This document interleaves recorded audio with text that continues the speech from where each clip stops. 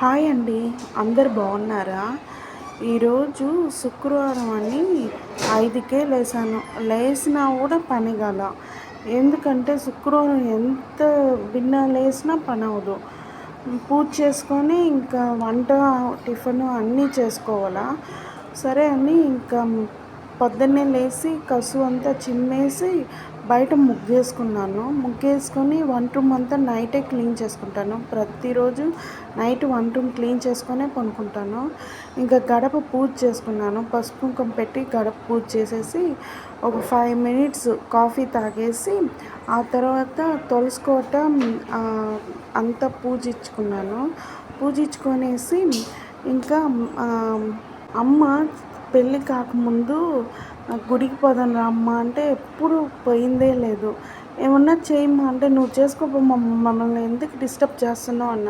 పెళ్ళిళ్ళు అయిన తర్వాత పూజలు ఎక్కువైపోయినాయి.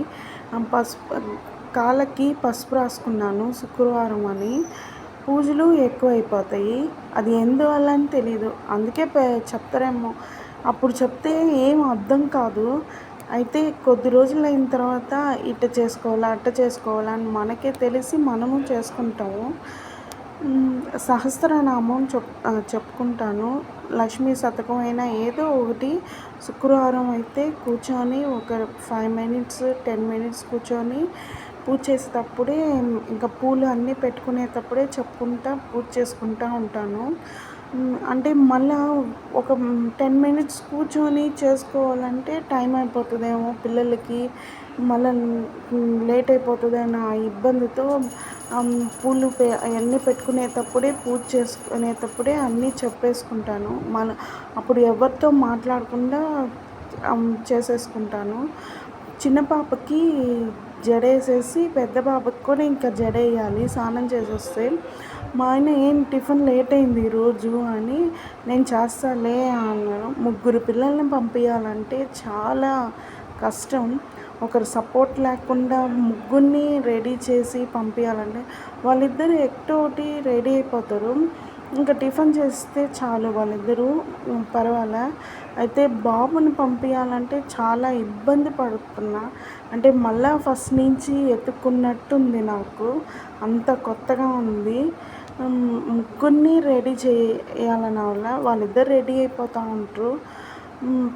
పెద్ద పాప అయితే అన్నీ పెడితేనే ఎత్తుకొని పోతుంది. చిన్న పాప వంట రూమ్లోకి వచ్చి అన్నీ తీసుకొని పెట్టుకొని పోతుంది. అది ఎత్తుకొని పోవాలన్నా కూడా కష్టం. స్నాక్స్ అవన్నీ పెట్టిస్తే ఎత్తుకోమని నా టైం అంటే పోయేస్తుంది. మా వారు నాకు కూడా టిఫిన్ చేసి ఇచ్చారు. నేను తిన్నాను. అంటే కొంచెం లేట్ అవుతే నాకు గ్యాస్ పట్టేస్తుంది. ఈ సందు హెల్త్ ఇష్యూ వస్తూ ఉంది. నువ్వు తినేసేయి, నీకు బాగాలేకుండా వస్తూ ఉంది అని.